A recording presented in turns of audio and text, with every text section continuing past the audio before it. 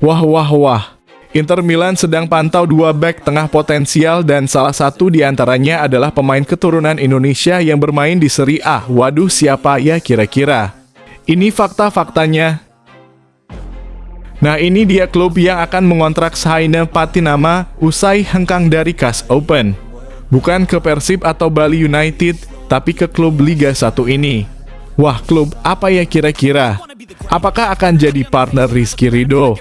Simak beritanya sampai akhir. Wah wah wah, Mes Hilgers diisukan masuk radar Bolonya. Berpotensi jadi transfer terbesar dalam sejarah pemain Indonesia. Benarkah demikian? Simak fakta-faktanya berikut ini. Nah, ini dia baru mantap. 3 striker keturunan Indonesia di masa depan yang diyakini bisa bawa skuad Garuda ke Piala Dunia. Salah satunya baru saja dikontrak permanen di klub FC Volendam. Wah, siapakah mereka? Sebelum masuk ke pembahasan, ayo bantu like dan subscribe channel ini agar terus berkembang. Terima kasih buat yang sudah like dan subscribe. Wah wah wah, Inter Milan sedang pantau dua bek tengah potensial dan salah satu di antaranya adalah pemain keturunan Indonesia yang bermain di Serie A. Waduh, siapa ya kira-kira? Ini fakta-faktanya.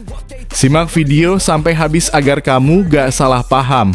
Kabar terbaru datang dari jantung bursa transfer sepak bola Eropa. Klub raksasa Serie A Inter Milan dilaporkan tengah melakukan manuver serius untuk memperkuat lini pertahanan mereka menjelang musim 2025/2026. Menurut laporan dari media Italia Inter Extra, tim berjuluk Nerazzurri itu tengah memantau secara langsung performa dua bek tengah potensial. Mereka adalah Jay Itzes dari Venezia dan Sam Boukema dari Bologna. Jay Itzes, bek tengah kelahiran Belanda yang memiliki darah Indonesia, disebut-sebut menjadi perhatian utama tim pemandu bakat Inter. Itzes yang tampil impresif bersama Venezia di Serie B dan kini Serie A berhasil mencuri perhatian dengan gaya bermainnya yang tenang namun solid dalam menjaga lini pertahanan. Inter dikabarkan telah mengirim scout untuk mengamati langsung penampilan sang pemain bersama klubnya saat ini. Tak hanya Jay Itzes, Inter juga menunjukkan ketertarikan kepada Sam Boukema, bek tengah milik Bologna. Pemain berusia 25 tahun tersebut dinilai sebagai salah satu pilar utama Bologna musim ini dan memiliki banderol transfer yang cukup tinggi, yakni sekitar 434 miliar rupiah. Keduanya dinilai memiliki potensi untuk memperkuat lini belakang Inter, terutama mengingat posisi mereka yang sama yaitu sebagai bek tengah. Laporan tersebut juga menyebutkan bahwa langkah ini merupakan bagian dari strategi Inter dalam mempersiapkan skuad mereka menghadapi tantangan Serie A musim depan serta kompetisi Eropa yang semakin ketat. Penambahan dua bek tengah ini diharapkan dapat menambah kedalaman skuad dan memberikan opsi rotasi yang lebih solid untuk pelatih Simone Inzaghi. Apabila transfer ini terrealisasi, maka bukan tidak mungkin Jay Itzes akan berduet langsung dengan Boukema di jantung pertahanan Inter Milan. Kombinasi kedua pemain muda ini diyakini dapat menjadi fondasi baru bagi lini belakang Nerazzurri di masa mendatang. Apa pendapatmu tentang kabar ini? Apakah Jay Itzes tetap akan menjadi starter atau malah kekurangan menit bermain jika bergabung dengan Inter Milan? Ayo, tulis pendapatmu di bawah. Nah, ini dia baru mantap. 3 striker keturunan Indonesia di masa depan yang diyakini bisa bawa skuad Garuda ke Piala Dunia. Salah satunya baru saja dikontrak permanen di klub FC Volendam. Wah, siapakah mereka? Berikut ulasannya. Belanda kabar membanggakan datang dari dunia sepak bola Eropa, khususnya bagi pecinta sepak bola Indonesia. Salah satu talenta muda keturunan Indonesia, Mauro Zijlstra, resmi menandatangani kontrak profesional pertamanya bersama klub Belanda FC Volendam hingga tahun 2027. Kepastian ini diumumkan oleh pihak klub pada awal pekan ini, menandai langkah besar dalam karier Mauro yang kini dipastikan akan bergabung dengan skuad utama Volendam untuk menghadapi tantangan di Eredivisie, kasta tertinggi sepak bola Belanda, pada musim 2025-2026 mendatang. Mauro Zijlstra yang dikenal sebagai gelandang serba bisa dengan visi permainan yang matang dan teknik olah bola yang baik telah menunjukkan performa impresif selama bermain di tim muda Volendam. Kontribusinya yang konsisten akhirnya mendapatkan pengakuan dari klub yang mengganjarnya dengan kontrak jangka panjang hingga 3 tahun ke depan. Bergabungnya Mauro ke tim utama FC Volendam di Eredivisie menjadi momen yang sangat istimewa, mengingat persaingan di liga ini cukup ketat dan sering menjadi ajang berkembangnya pemain muda berbakat. Langkah ini juga menjadi sinyal positif bagi para pencinta sepak bola tanah air yang terus menantikan munculnya bintang-bintang keturunan Indonesia di level kompetisi Eropa. Wah wah wah, Mads Hilgers diisukan masuk radar Bolonya. Berpotensi jadi transfer terbesar dalam sejarah pemain Indonesia. Benarkah demikian? Simak fakta-faktanya berikut ini. Kabar mengejutkan datang dari bursa transfer Eropa. Bek tim nasional Indonesia Mads Hilgers dilaporkan tengah masuk dalam radar klub Serie A Bolonya untuk bursa transfer musim panas mendatang. Informasi ini pertama kali diungkapkan oleh media ternama Italia, Tutto Mercato Web, yang menyebutkan bahwa Hilgers telah menjadi salah satu nama yang dipantau secara serius oleh manajemen klub asal Emilia-Romagna tersebut. Mads Hilgers yang saat ini membela FC Twente di Eredivisie dipastikan akan dijual oleh klubnya pada bulan Juni 2025. Yang menarik perhatian adalah banderol harga yang disebut-sebut mencapai angka fantastis sekitar 191 miliar rupiah. Jika transfer ini benar-benar terjadi, maka Hilgers tidak hanya akan mencatatkan rekor sebagai pemain Indonesia pertama yang bermain di Serie A dalam beberapa tahun terakhir, tetapi juga sebagai pemain Indonesia dengan nilai transfer tertinggi dalam sejarah. Menurut laporan dari Tutto Mercato Web, Direktur Teknik Bolonya, Giovanni Sartori, telah lama memantau perkembangan pemain berusia 22 tahun itu. Dalam artikelnya, media Italia tersebut menulis ada profil pemain lain asal Indonesia yang telah lama dikenal Sartori, dan dia adalah Mads Hilgers, 22 tahun, FC Twente. Bek tengah berkaki kidal yang akan dibutuhkan. Hilgers memang dikenal sebagai bek tengah dengan kemampuan distribusi bola yang baik serta memiliki naluri bertahan yang tajam. Postur fisik yang ideal serta pengalamannya bermain di kompetisi Eropa membuatnya menjadi aset berharga bagi klub manapun yang ingin memperkuat lini pertahanan mereka. Bolonya sendiri tampaknya tertarik untuk menambah kedalaman skuad mereka dengan merekrut pemain bertalenta muda seperti Hilgers. Jika transfer ini terrealisasi, maka ini akan menjadi tonggak sejarah baru bagi sepak bola Indonesia. Mads Hilgers tidak hanya membuka pintu lebih lebar bagi pemain Indonesia lainnya untuk tampil di pentas Eropa, tetapi juga menunjukkan bahwa kualitas pemain asal Indonesia kini mulai diperhitungkan secara serius oleh klub-klub top dunia. Nah, ini dia klub yang akan mengontrak Saine Patinama usai hengkang dari CAS Open. Bukan ke Persib atau Bali United, tapi ke klub Liga 1 ini. Wah, klub apa ya kira-kira? Apakah akan jadi partner Rizky Ridho? Simak beritanya sampai akhir. Keputusan mengejutkan datang dari bek timnas Indonesia, Saine Patinama. Bukannya bergabung dengan Persib Bandung atau Bali United seperti yang banyak diduga. Saine justru dikabarkan bakal melanjutkan kariernya di klub lain dalam kompetisi Liga 1 Indonesia setelah resmi dilepas oleh CAS Open. Kabar perpisahan ini diumumkan langsung oleh CAS Open melalui akun media sosial resmi mereka pada Kamis dalam kurung 8 Mei 2025. Saine Patinama meninggalkan CAS Open. Klub dan pemain telah sepakat untuk mengakhiri kontrak lebih awal. Pemain timnas Indonesia ini akan meninggalkan klub setelah musim 2024 hingga 2025, tulis pernyataan mereka. Keputusan ini cukup mengejutkan mengingat kontrak Patinama sejatinya masih berlaku hingga Juni 2026. Namun, musim ini memang menjadi periode sulit bagi pemain berusia 26 tahun tersebut.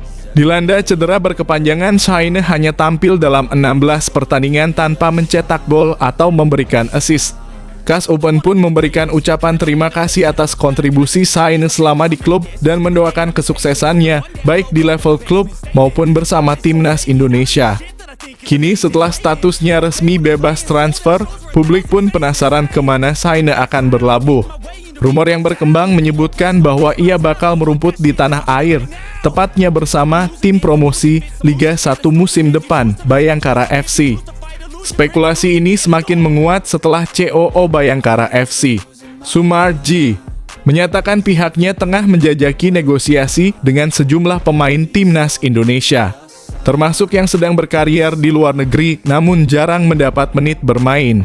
Kalau semua berjalan lancar dan pemain bersedia, tentu kami sangat terbuka, ujarnya di Jakarta (22 April 2025). Ia juga menambahkan bahwa proses evaluasi lanjutan akan dilakukan bersama pelatih anyar klub tersebut.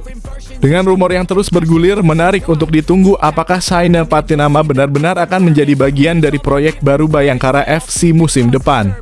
Satu yang pasti, Liga 1 akan semakin semarak dengan kehadiran pemain bertalenta sekelas dirinya. Mesin gol Timnas Cina kembali. Timnas Indonesia harus waspadai ancaman baru dari Cina. Timnas Indonesia akan menghadapi tantangan berat saat menjamu Cina dalam lanjutan putaran ketiga kualifikasi Piala Dunia 2026 zona Asia. Pertandingan yang sangat dinanti ini akan digelar di Stadion Utama Gelora Bung Karno (SUGBK) pada 5 Juni 2025 mendatang. Skuad Garuda datang dengan misi besar membalas kekalahan tipis 1-2 yang mereka alami saat bertandang ke markas Siam Dragons julukan Timnas Cina pada pertemuan sebelumnya.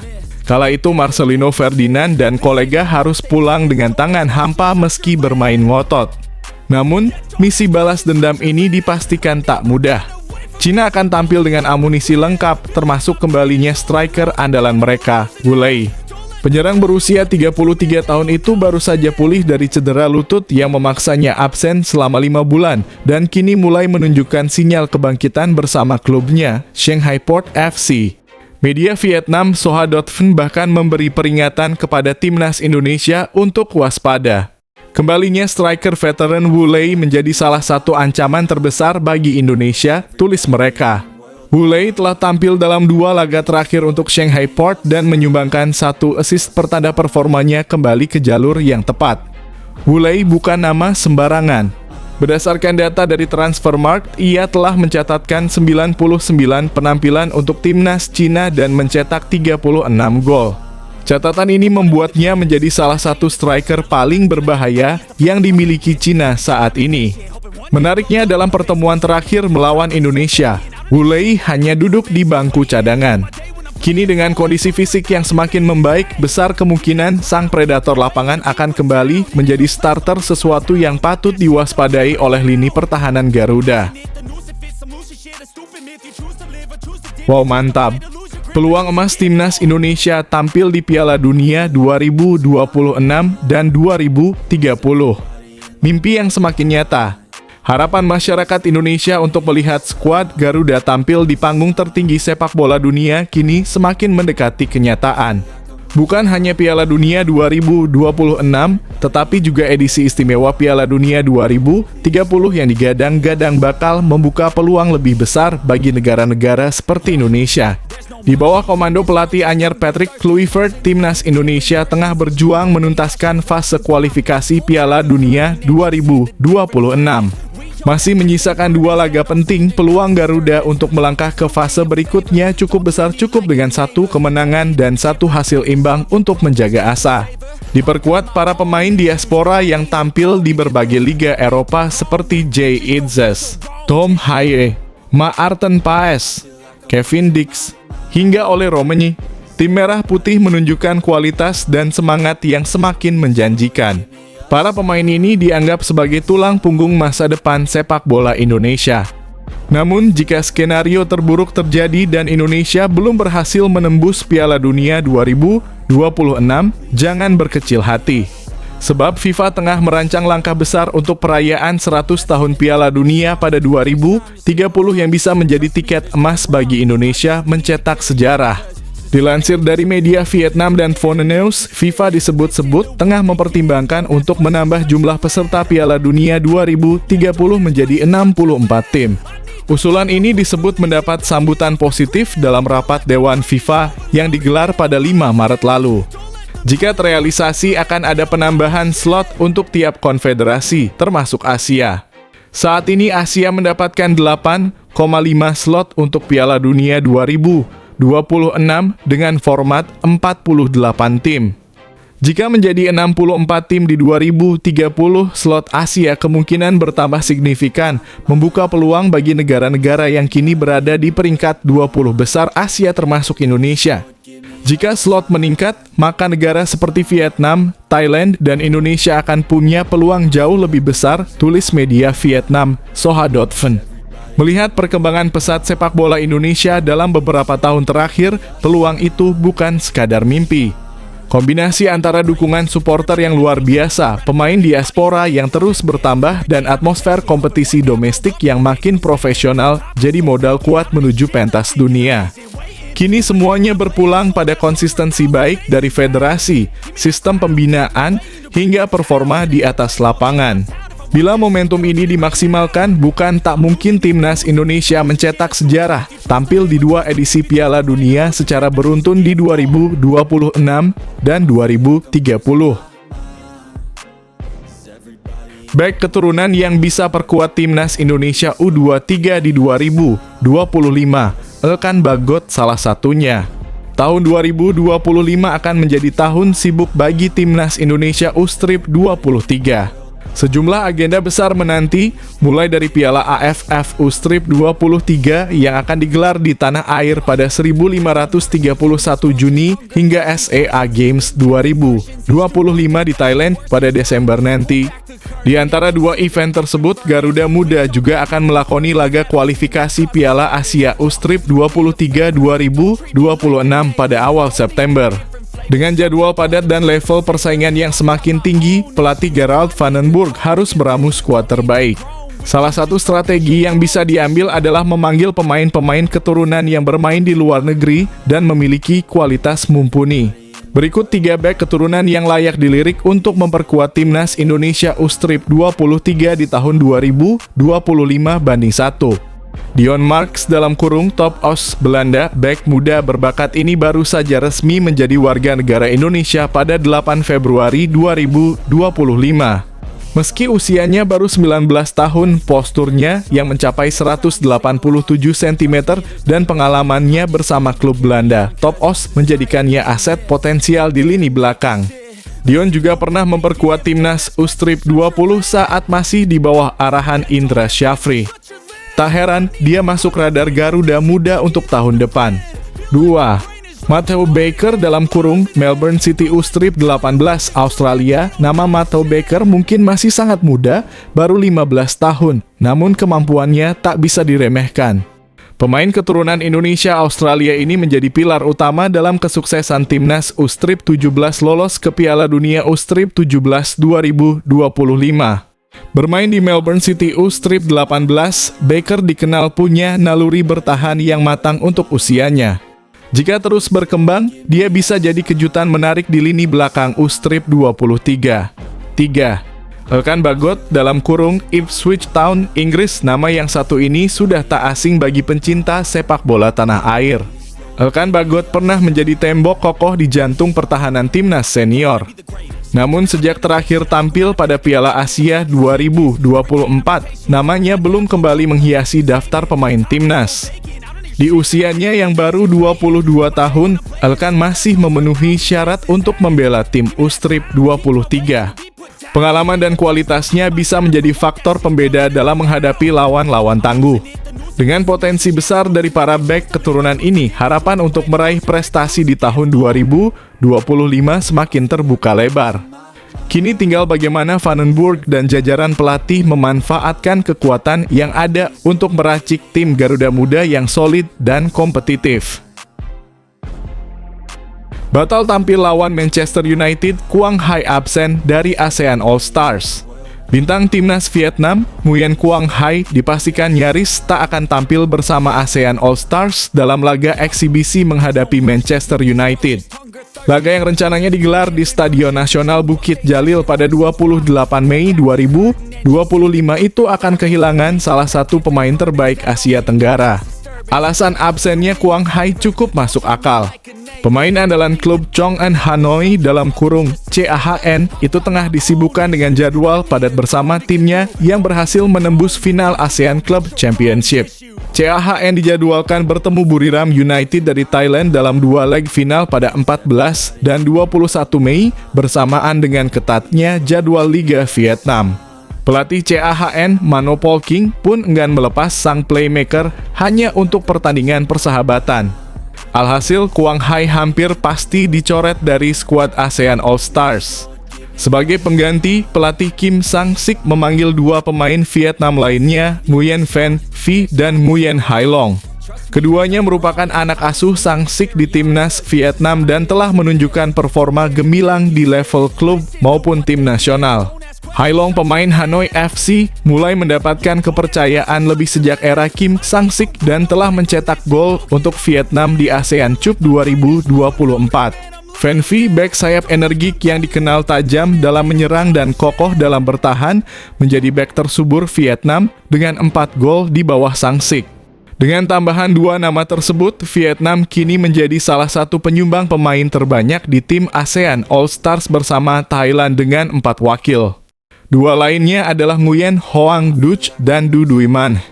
Thailand sendiri mengirim Patiwat Khamai Paradon Chamratsama Ben Davis dan Woracit Kanit Sribampen menyusul pengunduran diri Nicholas Mickelson karena tidak dilepas oleh klubnya di Denmark, Odense. Selain Mickelson, beberapa pemain dari negara ASEAN lain juga mengundurkan diri, seperti Muhammad Ferrari dari Indonesia, Dominic Tan, dan Sergio Aguero dari Malaysia. Teranyar, Andres Nieto dari Kamboja juga dicoret karena tidak memenuhi syarat dan posisinya digantikan Coulibaly Abdel. Hingga kini, Filipina dan Australia belum menyumbangkan satupun pemain untuk tim ASEAN All-Stars yang dirancang sebagai representasi terbaik kawasan Asia Tenggara.